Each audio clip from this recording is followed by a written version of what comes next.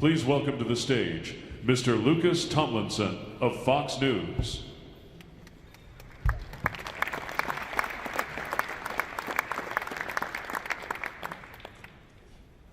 Thank you for your remarks, Mr. Secretary, and for joining us here at the Reagan National Defense Forum.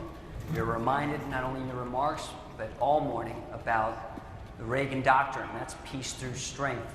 Let's remind everybody here what fueled that strength, and that was defense spending that was roughly two times more than what the U.S. is spending today.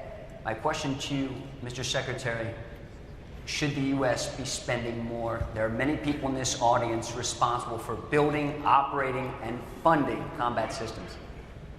Well, the President has said and continues to say he's committed to rebuilding the military, and that requires spending and substantial spending.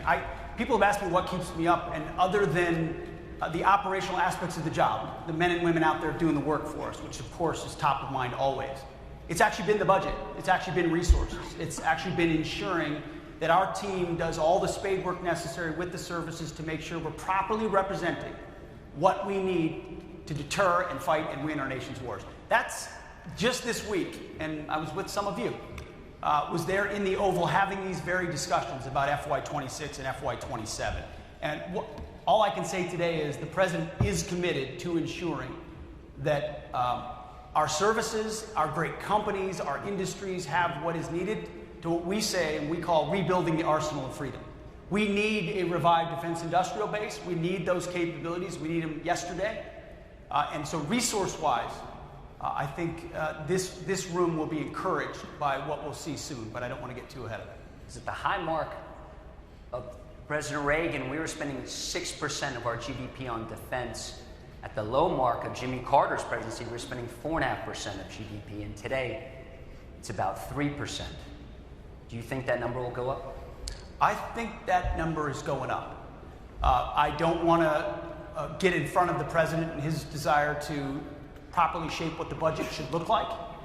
But just reading the tea leaves, just watching it, he understands the threat better than anybody I've ever seen articulate and understand the threat, and that includes investment. He just needs to make sure, by the way, if you haven't met our Deputy Secretary, Steve Feinberg, he's the absolute best in the business. He understands how to drive budgets, how to drive change, and he and I, along with the Chairman, Dan Kane in the front here, are absolutely shoulder to shoulder in the belief of representing the President exactly what we need to make sure we're at the proper level, and I believe it'll be going up. Can you take us back to the September 2nd strike off the coast of Venezuela, the very first one when combat operations began in the Caribbean, and walk us through the timeline and your role in it, from mission planning, the operation, and the follow-on strikes? Absolutely. So it took us a couple of weeks, almost a month, to develop, and I can't get into sources and methods and all of those things for obvious reasons, but you have to develop the intel picture, get an understanding of what you're looking at. And a lot of our assets, as I talked about in the speech, had been pointing 10,000 miles around at the other side of the world for a very long time. So once we got to the point where a strike was imminent, I had taken the decision responsibility up to my level. Not many military decisions should be made by the Secretary of War. I believe in deferring those decisions to local commanders as much as possible, but because of the strategic implications of the first few strikes, I wanted to hold that decision at my level. And the briefing that I received before that strike was extensive, exhaustive, I would say, as each one is since. On the military side, on the civilian side, lawyers, intel analysts, red teaming, every aspect. What do we know? What do we know about their affiliation? A lot of things I can't share in this room to give us the kind of confidence that we know where this is coming from, who's driving it, who's on it, what their intentions are, where it's at, all the details you need to strike a designated terrorist organization, which is an important thing to remember at the top of all this. The President has designated these as terror organizations, poisoning and threatening the American people, making them a target just like Al-Qaeda. So in that room, in that moment, I can't remember exactly how long it would have been, 20, 30 minutes of a preview of exactly what's going on, and my job was to say, execute or don't execute. So I was satisfied with the strike criteria, yes. Saw the strike itself, which all of you have seen. There was probably 30 or 40 minutes is what I've been told of dust, and it was on fire for a long time after that. I stayed for probably five minutes or so after, but ultimately at that point it was a tactical operation, and so I moved on to other things. I shouldn't be fighting tactics as the Secretary of War, so I moved on to other things. Later on, a couple hours later, I was told, hey, there had to be a reattack because there were a couple folks that could still be in the fight, access to radios, there was a link-up point of another potential boat, drugs were still there, they were actively interacting with them, had to take that reattack. I said, Roger, sounds good. From what I understood then and what I understand now, I fully support that strike. I would have made the same call myself. Those that were involved in 20 years of conflict in Iraq and Afghanistan or elsewhere know that reattacks and restrikes of combatants on the battlefield happen often. In this particular case, it was well within the authorities of Admiral Bradley, who's an incredible American, an American hero. And the 22 or 23 strikes since have followed a similar protocol of ensuring we meet the criteria. The decision's not at my level anymore, and then we take the strike. Now, after Admiral Bradley's meetings on Capitol Hill with the chairman of the Joint Chiefs, President Trump said he would have no problem if the full video of the strike is released. When can we see that video? When will you release it? We're reviewing it right now to make sure sources, methods, I mean, it's an ongoing operation, TTPs. We've got operators out there doing this right now, so whatever we were to decide to release, we'd have to be very responsible about. So we're reviewing that right now. Did you at any time say that everybody on board should be killed? Is anybody here from the Washington Post? I don't know where you get your sources, but they suck. Of course not. Anybody that's been in the Situation Room or they've been in the war room there, Secretary's office, no, you don't walk in and say, kill him. It's just patently ridiculous. It's meant to create a cartoon of me and the decisions that we make and how we make them. It's ridiculous. The chairman and Admiral Bradley and everybody shot it down immediately because anybody that knows that's not how things go. There's a very defined process, specific criteria, go, no go, yes, no, lawyers, intel analysts, everything, and then after that you simply say cleared hot or not. And so, did you have a plan to deal with survivors? there was protocol for dealing with survivors, but in that, and frankly, there was 10 strikes later, there was a semi-submersible that I think folks here, meaning a submarine. You don't go fishing on a submarine full of drugs, and in that particular case, the first strike didn't take it out. A couple guys jumped off and swam, from what I understand, a ways away. When we struck the submarine a second time, it sunk, and then you had two people that you had to go get, and we had the ability to go get them. We gave them back to their host countries. That's a story that's already been out in the public.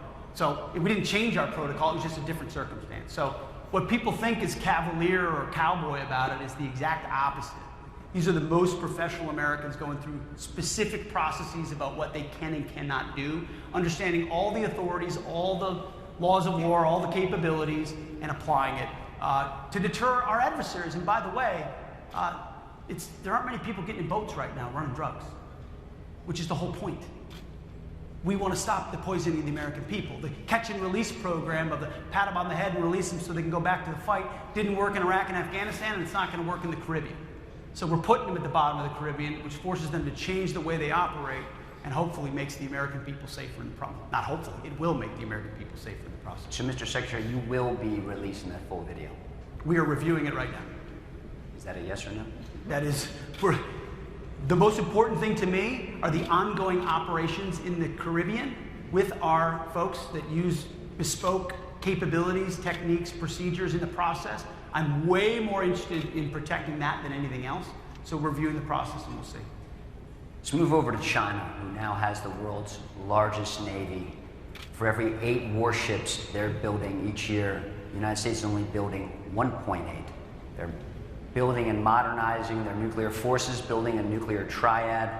They're helping Russia build artillery, 300,000 rounds a month. The U.S. can only muster 40,000 rounds manufacture a month. How concerned are you about these numbers? Chinese shipbuilding is 230% greater than the United States' capability.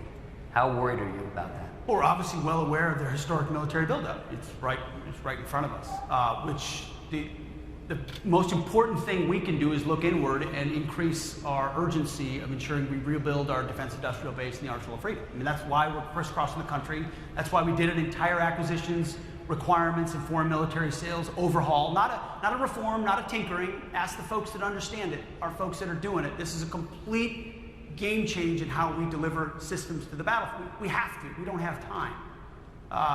Ultimately, we need to be able to field the best as quickly as possible. So we see it, we're aware, but we're also prudent in how we approach it, which is the way the president has approached it, and we'll do the same. Speaking of time, we're running short, but I know the IG report cleared you with Signal. If you had to do it again, would you have used it before combat operations? I don't live with any regrets. It's not a healthy way to live. And I know exactly where my compass is on these troops, which is why you've seen, and same with the president, the revival of the spirit inside our military. If you spend, I would encourage some reporters here to spend some time with actual formations of units, Marines, soldiers out there, combat arms folks. The revival of the spirit, the desire to join and to re-enlist is at historic levels because they believe in the core of what the president's trying to do. They know he has their back. They know I have their back. Silly news stories peddled for months and months and months and months and months because you got to fill. I know something about filling cable news segments. You got to do it.